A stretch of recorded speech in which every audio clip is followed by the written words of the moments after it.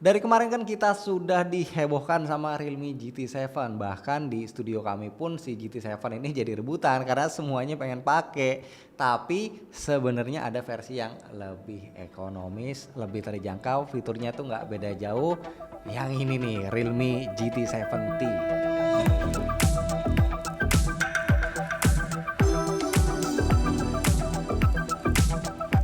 Bismillah, alhamdulillah kita ketemu lagi bareng gua Romi. Alhamdulillahnya kalau kita beli smartphone-nya Realme sampai sekarang itu masih lengkap paket penjualannya. Masih dikasih softcase, ada batok chargeran dan juga ada kabel USB A to USB C.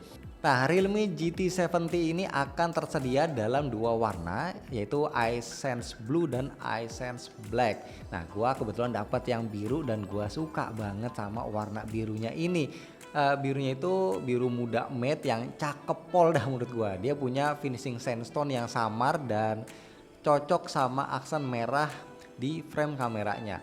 Nah, frame kameranya sendiri dia kotak mengoval cukup besar ya, dan dia ada satu kotak frame metal lalu baru deh ada bump kameranya. Untuk materialnya ini sepertinya sih kaca ya, cuma nggak tahu deh karena Realme nggak ngasih tahu ke kami ya persisnya apa ini materialnya. Tapi yang pasti di balik back covernya ada grafin. Nah, FYI, grafin adalah material terkuat di bumi, bisa dipakai buat mendinginkan suhu panas termasuk panas dari chipset. Nah, selain jadi bagian dari cooling sistemnya, ini juga berfungsi supaya panasnya itu nggak nyampe ke tangan kita, jadi lebih aman buat main game yang lebih lama. Frame-nya dia punya desain flat yang punya warna biru juga jadi senada. Kalau kita lihat di sebelah kanan ada tombol power warnanya merah, terus ada tombol volume, di sebelah kiri polos nggak ada apa-apa, di atas ada infrared blaster, sebelah ini sepertinya lubang tambahan untuk speaker bagian atas, terus ada dua lubang mikrofon. Nah, kalau di bawah ada SIM tray dual SIM, satu lubang mikrofon, port USB C dan ada grill speaker. HP ini lumayan bongsor ya, tingginya 16,2 cm dan lebarnya 7,5 cm dengan tebal 8,25 mm dan beratnya 202 gram yang lumayan kerasa sesek ya pas dipegang satu tangan. Kalau cuma buat scroll-scroll sosial media sih masih aman, cuma kalau mau pakai buat daily terutama buat chatting biar enak itu harus pakai dua tangan. Handlingnya itu kerasa banget deh kalau ini adalah HP yang memang bongsor. Realme GT70 ngebawa chipset MediaTek Dimensity 8400 Max, berjalan di fabrikasi 4 nanometer, punya 8 core dan semuanya big core Cortex A725 dengan konfigurasi ada 1 core di 3,25 GHz, 3 core di 3 GHz dan 4 core di 2,1 GHz. GPU-nya Mali G720 MC7. Kapasitasnya cuma ada satu aja yaitu 12256. Dia udah pakai Wi-Fi 6, Bluetooth-nya versi 6 dan NFC-nya 360 derajat. OS-nya Realme UI versi terbaru 6.0 dengan basisnya Android 15. Untuk cooling sistemnya juga sama kayak Realme GT7, dia pakai Airflow Vapor Chamber yang punya ukuran gede banget 7700 mm persegi. Klaimnya vapor chamber ini ngecover 65% area permukaan dari smartphone ini. Dan kali ini Realme memang kelihatan fokus banget ya untuk ngedesain cooling system di HP barunya mereka. Nah, sebelum masuk ke tes benchmark, gua mau disclosure dulu. Gua melakukan semua tes ini di ruangan yang ber-AC, suhunya gua set di 20 derajat Celcius. GT modenya juga gua aktifin, jadi mungkin nanti kalau teman-teman ngetes hasilnya bakal berbeda tergantung dari environment yang berbeda juga. Gue cobain beberapa benchmark ya. Pertama pakai Antutu benchmark. HP ini berhasil dapetin skor 1,74 jutaan dengan CPU skornya ada di 426 ribuan, GPU skornya 674 ribuan. Selama pengetesan suhunya naik 5,1 derajat Celcius dan baterainya berkurang 5%. Karena Realme nggak info tipe storage-nya ini apa ya. Nah, jadi gue juga coba storage benchmarknya juga. Hasilnya berhasil mendapatkan skor 1,72 juta dan sequence rate dan rate-nya ada di 3 GB per second. Dengan hasil ini harusnya tipe storage yang dipakai adalah UFS 3.0 ke atas. Lanjut di 3D Mark Watt Live Stress Test berhasil ngedapetin stability-nya di 98,6%.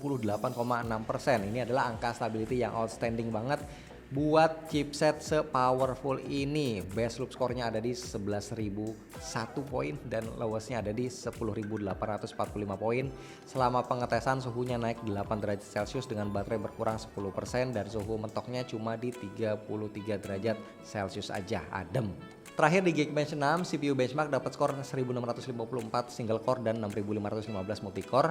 Di GPU benchmark dengan API OpenCL, HP ini berhasil dapetin skor 11.059 dan API Vulkan di 12.397 poin. Oke, sekarang lanjut main game. Di game pertama Mobile Legends, di sini settingannya gua set di grafik dan frame rate ultra.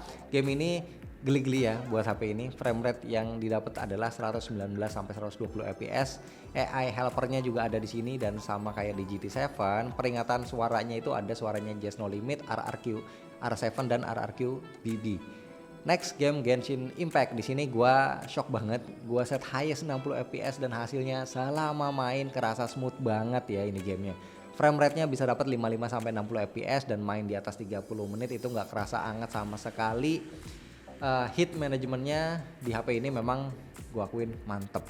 Sekarang kita ke display, pakai panel AMOLED 6,8 inch 1.5K 2800 x 1280 pixel, 120 Hz, touch sampling 360 Hz, 100% DCI-P3, kontras rasio 5 juta banding 1, color depth-nya 1,07 juta warna, support HDR10 dengan peak brightness 1800 nits. Layarnya ini estetik banget, bezelnya super tipis dan juga simetris di semua sisi. Sumpah layar ini pleasing banget buat dilihat, punch hole-nya itu ukurannya juga kecil dan posisinya di tengah. Terus dia ada ala-ala dynamic island gitu pas kita muter musik atau bisa lagi ngecharge. Nah karena resolusinya 1.5K, jadi layarnya itu kerasa tajam walau rentang layarnya ini termasuk gede. Nah buat standarnya dia menggunakan profil warna P3 yang ngasih saturasi lumayan pekat, jadi warnanya itu bakal kelihatan gonjreng. Gue juga suka kontras dari layar HP ini karena kerasa cukup deep. Di YouTube dia udah support konten-konten yang punya playback HDR dan di Netflix pun udah support Widevine L1 dengan playback HDR10 dan Dolby Vision. Buat dipakai nonton film sih layarnya ini udah mantep banget. Skin tone-nya juga akurat, walau sepenglihatan gua karakternya dia tuh agak-agak sedikit warm. Speaker stereonya ini juga kerasa lantang ya, volume mentoknya cukup gede jadi nyaman buat dengerin lagu atau dipakai buat nonton. Buat dengerin lagu ya layering detailnya kerasa cukup aja, buat dipakai nonton efek surroundnya juga lumayan terasa. Buat speakernya ini ada di level overall yang cukup ya. Buat operating system Realme GT70 pakai Realme UI 6.0, basisnya Android 15, security patch-nya di April 2025. Nah, Realme UI 6.0 dia udah dibuat makin simple, clean, tapi look Realme-nya itu masih ada, kayak icon dan font buat widget bawaannya itu masih kerasa Realme banget lah. Buat look sih selera masing-masing ya, tapi buat daily use UI-nya ini udah deliver experience yang smooth, sangat fluid pas kita scroll dan animasinya juga kerasa seamless banget. Buat buka-buka aplikasi dan juga multitasking itu kerasa gesit, nggak ada ketemu ngelek-ngelek gitu. Kustomisasinya ini masih tersedia lumayan banyak kayak pilihan tema warna, always on display, animasi buat edge ya di pinggiran layarnya dan juga fingerprintnya. Buat bloatware-nya sih nggak begitu banyak dan bisa kita langsung uninstall aja. Haptic vibrate, nah ini masih kerasa juga enak ya, smooth, tactile, kualitasnya hampir kayak flagship, beda tipis lah rasanya sama flagship. Terus ada fitur yang sebenarnya nggak penting-penting amat ya, tapi nice to have, NFC-nya udah bisa tersambung dengan GoPay. Gue belum coba tapi kemungkinan kita bisa melakukan payment dengan menggunakan NFC di Realme GT70 ini. Next kita ngomongin AI, ada beberapa fitur yang bisa dibilang baru di sini. Ada AI Planner, jadi kita tinggal tap bagian belakang HP ini, nanti dia akan bikinin plan sesuai event yang ada di kalender kita. Tapi nasib ya kurang gaul, AI Planner ini gagal bikinin gua plan karena memang nggak ada event apa-apa di kalender gua.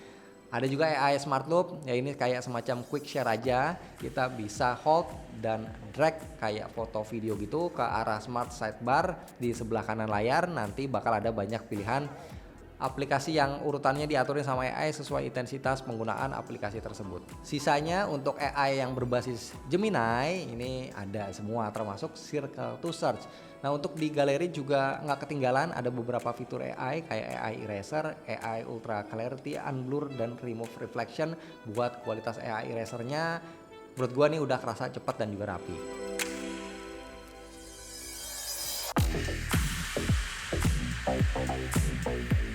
Nah, ngomongin soal baterai, HP ini pakai baterai silikon karbon 7000 mAh, asli gede banget kapasitasnya. Selama gua pakai buat tes main game, pakai daily, ya intinya gua baru akan ngecas handphone ini 2 hari sekali. Bukan cuma itu, kita juga dikasih batok charger Superfook 120 watt yang super ngebut. Walaupun baterainya gede 7000 mAh, Realme ngeklaim bisa terisi penuh nih baterainya dari kosong cuma dalam waktu 40 menitan aja edan. Terakhir kita ke kamera. Nah, kamera belakangnya dia pakai sistem dual kamera. Main kamera pakai 50 megapiksel Sony IMX896 f1.8, terus ada lensa ultrawide yang sayangnya cuma 8 megapiksel f2.2. Nah, untuk kamera depan dia pakai sensor 32 megapiksel f2.4.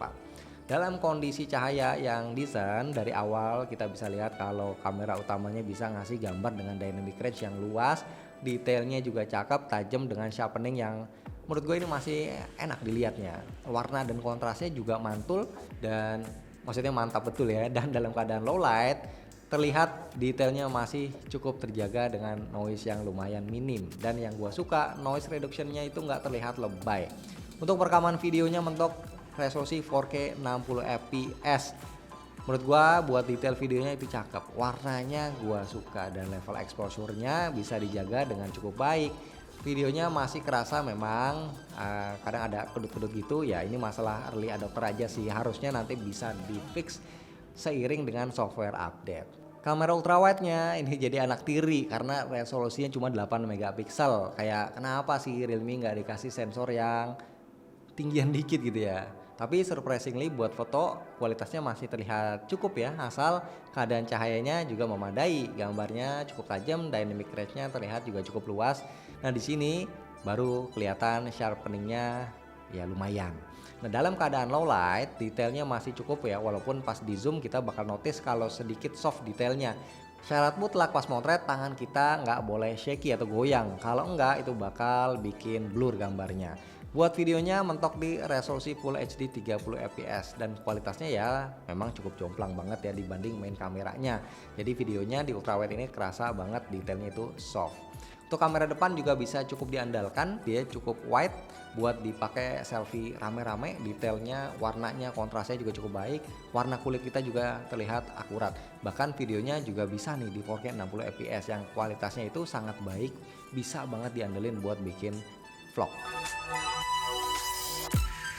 Oke, kesimpulannya menurut gua Realme berhasil bikin standar baru flagship killer karena di luar soal kamera ultrawide yang barusan ya, gua merasa HP ini mirip sebuah flagship ya. Realme GT 70 berhasil deliver experience sebuah HP flagship buat daily use. Semuanya kerasa mantap, intinya kita kayak lagi pakai Realme GT 7 tapi dengan harga yang lebih terjangkau aja.